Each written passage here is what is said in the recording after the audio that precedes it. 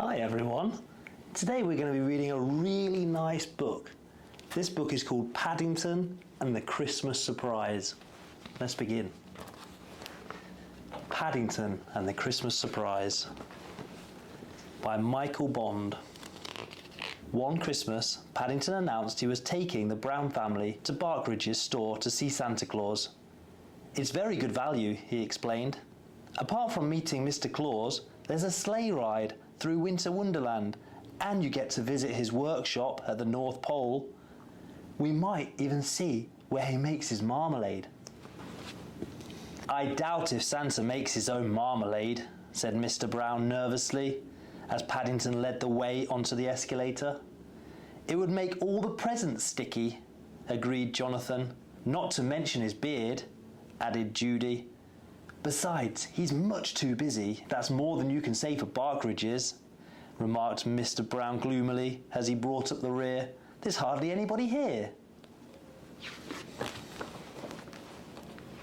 There were two signs at the top of the escalator. One pointed to Santa Claus and one pointed to Winter Wonderland. "I think I may visit Santa Claus first," announced Paddington, "in case the sleigh gets stuck in the snow." He got down on his paws and knees in order to get a better look and make sure it wasn't too deep. Just then he looked up and saw a man staring down at him. "Are you a boy or a girl?" asked the store manager. "I'm neither," said Paddington. "I'm a bear."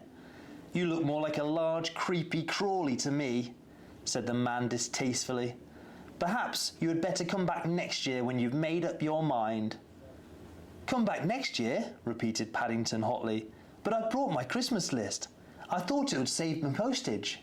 The Browns were too far away to hear what was being said, but from the look on Paddington's face, they guessed something must be wrong. "Hurry up," called Mrs. Bird. "We're all ready to go." "Oh dear, Henry," said Mrs. Brown. "I do hope the sleigh ride is a success. Paddington's been saving his bun money for ages, and he'll be most upset if it doesn't live up to his expectations." As Paddington clambered aboard and they set off, Mr. Brown held up a leaflet.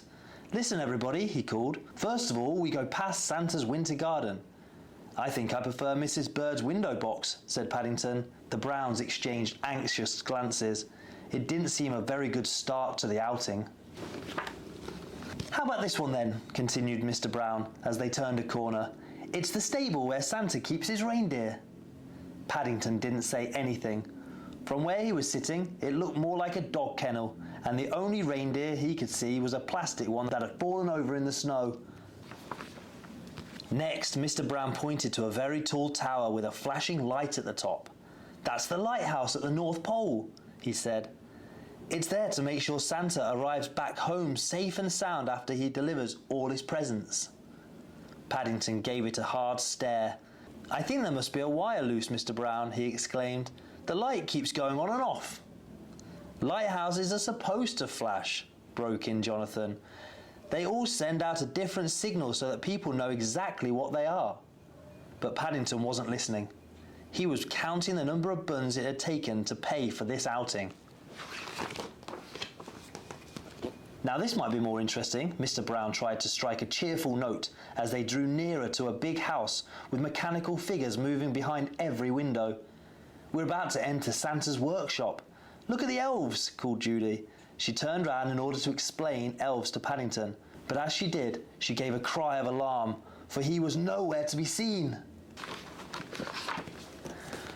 "Do something, Henry," cried Mrs. Brown when she saw what had happened. "Do something," repeated Mr. Brown. "What can I do from inside the middle of a workshop?" "We haven't reached the end of the tour," warned Mrs. Bird. "Paddington will be most upset if he misses any of it." Mr. Brown tried to put a brave face on things, but when they reached the end of the ride and there was still no sign of Paddington, he looked as worried as any of them. He called to one of Santa's helpers. "There's a bear fallen into the works," repeated the man. "I'll send for the manager at once." "Bear?" exclaimed the manager. "Did I hear someone say bear? If it's the one I met earlier, I'm not surprised he's missing. A troublemaker if I ever saw one. Blue duffel coat, old hat. I'd recognise him anywhere. Leave it to me, I'll find him."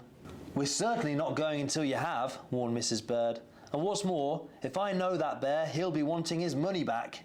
No one has ever asked for their money back before, wailed the manager. There's a first time for everything, said Mrs. Bird grimly. As the manager disappeared through the door, Paddington came through another. I think I've found the fault in the lighthouse, Mr. Brown, he called. Bears are good at mending things, and...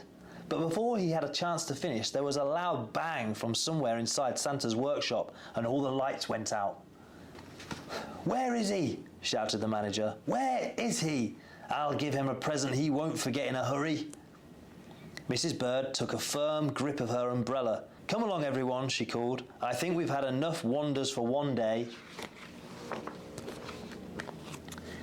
Paddington certainly hit the headlines, said Mr. Brown at breakfast the next morning. Listen to this. Strange goings-on in London store. One thing's certain, said Mrs. Brown. We shan't be allowed in Barkridges again in a hurry. I don't know, broke in Jonathan. Listen to this one. Crowds flock to Santa's workshop. Search for mystery bear goes on. Everyone was so busy reading the newspapers that they didn't notice Mrs. Bird leave the room. She had an important telephone call to make. Barkridges, said the manager several days later, wishes you all a very Merry Christmas. Ever since this young bear first honoured us with a visit, we've had queues outside our store. It's quite like old times. He turned to Mrs. Bird. And thank you, dear lady, for telephoning us when you did. Perhaps I could do some more repairs for you, said Paddington hopefully. I don't think that'll be necessary, said the manager hastily. Besides, Santa is waiting to see you after you've all had a free sleigh ride. It was a merry party of Browns who set off on their journey through Winter Wonderland. This time everything worked perfectly, and when they came to the end of the ride, Santa Claus was waiting to greet them. Ho, ho, ho, he boomed. And who have we here? I'm a bear, Mr. Claus, said Paddington, and I came from darkest Peru. Well, said Santa, reaching behind his chair, in that case I think I know just what you would like. Paddington nearly fell over backwards with surprise as Santa Claus held up an enormous jar. There was a label on the side that said, Homemade, and it was tied at the top with a big red bow. It's my favourite, Mr. Claus, he cried. How did you guess? Mrs. Bird's face went pink as Santa gave her a knowing smile. One of the nicest things about Santa Claus, she said hastily, is that he knows exactly what everyone wants for Christmas. That's what makes him so special. And he makes his own marmalade, said Paddington happily. I knew he would. And there we go. What a lovely story. What do you hope Santa brings you for your Christmas? I hope he gets me something really cool. Okay, we'll see you in another book, guys. Bye.